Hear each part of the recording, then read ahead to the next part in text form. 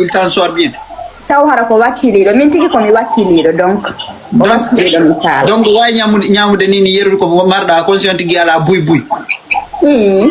gasi tourne fi alla tourne e woy hey nene ben watti kilo tiu e woy eh nabanela mo 500 doma on les pièces 500 pièces may non la mari bobo men nani to bobo no wulla do e woy fi on no ngani a jombaka modi aralto ba ko woni refulude non jamais fionno amari chambre damari climatisé da mo indindo ay ata tok jopuso sareti na njombete ay ga ko dum sat ne la modi yeme de kala do mi nabane dabbe wi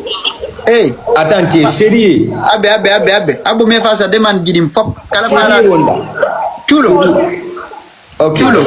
tulo e fa senta demande jidim fop non pose une question e fa senta demande jidim fop indo 100 personnes e fa sen fop kono dum e fa accepter ka croix on ko wadi do yeso accepter o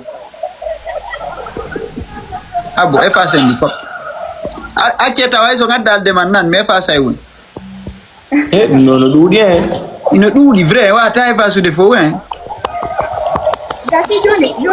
kumal ne fala be jawde men yani gonu nini demandi ni wodi do ta goddo jawdo harna fala do duma fala do makwa ko fala do mamen fala yonti gi jodi winduga voilà on ti windi ko commentaire non ko sérieux woni ar ko wondo sérieux ar ko wondo responsable kadi ara ay yonti gi wela mojja ko nara mo weli set mais quand même dum modari ay fu bonale makko do de quand même gono windi do inete do Mamadou Sako a jetta e Sako yo ƴawi ok Mamadou Sako abi aran abi ko parti duubi din ko parti duubi jelu fa Allah men dans la trentaine quand même jelu maro moins de 30 ans falaka sabon falaka tu ala dai kionti ko so ya nyare la hekki no ko ngam sontinan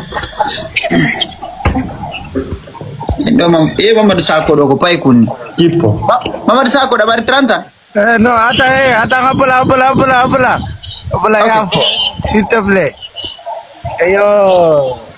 video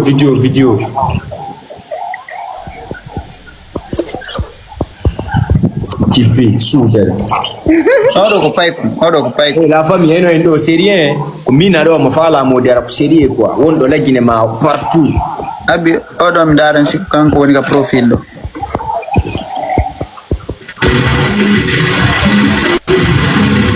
bombo bla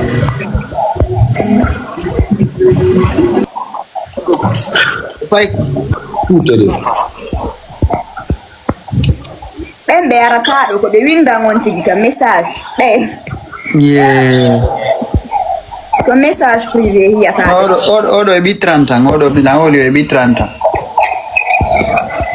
o mari boutique kum quoi no ko suutere woni ok yaya boy ko pay onon do acce pagay ka hulu tandi min on idimi mi hebi 30 minuma he harayɓe ka messagerie joni min ɗon yiɗila ɓe ka messagerie an harayɓe on yiɗila min on yiɗila mina mari 30 an min kadi mi welima par ce que gila lawɗaynude lan ko mi nenejo donc ɗum noon ka nenejo de quand même ɗum noon ayga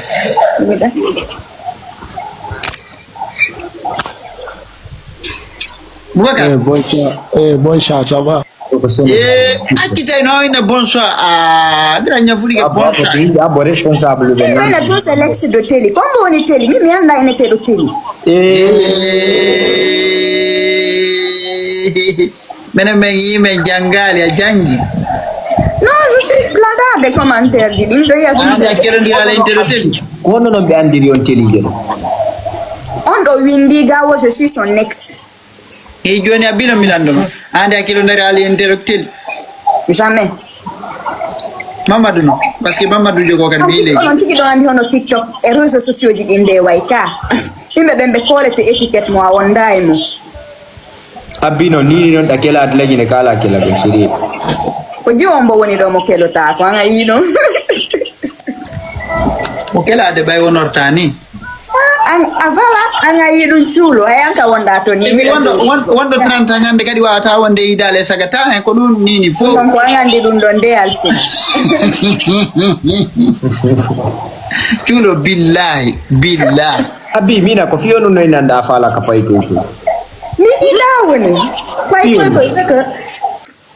no afama lekkan wodi ekkan wonda ta ko nafigo no afama wodi pay ko ekkan wodi pay yani kono ngata be onday pay ko yabbo yani kono subani beiraje dem parce que pay ko jijan dan haray no sofi be fala tum memo dame mada beiraje de non ko nokku gotum don tum taw ani ni be do be gerda na filum pay ko ne diala so be de munyota ye be munyota ko on ci abonni be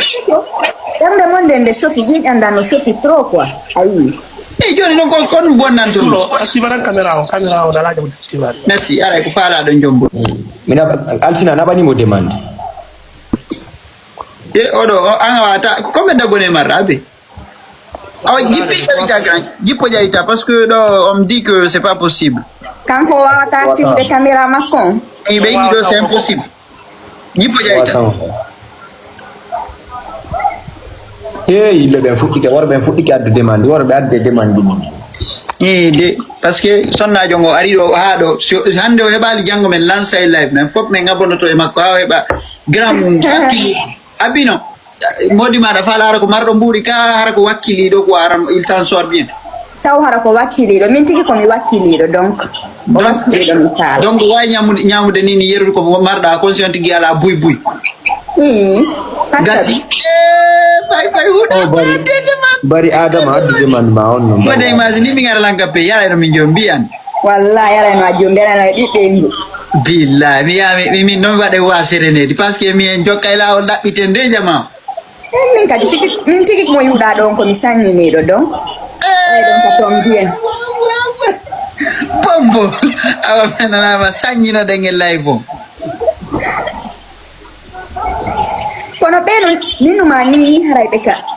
beka messageria abbi kere be dragete ne ko jiwambo wondo TikTok o worbe woni windanta quand même de fandi hare be fenna mi dragata jodo ay ko ngal wona njabata no fandi ka TikTok do no fandi mais mi jabata windangol joko wallahi ender san no gasa ko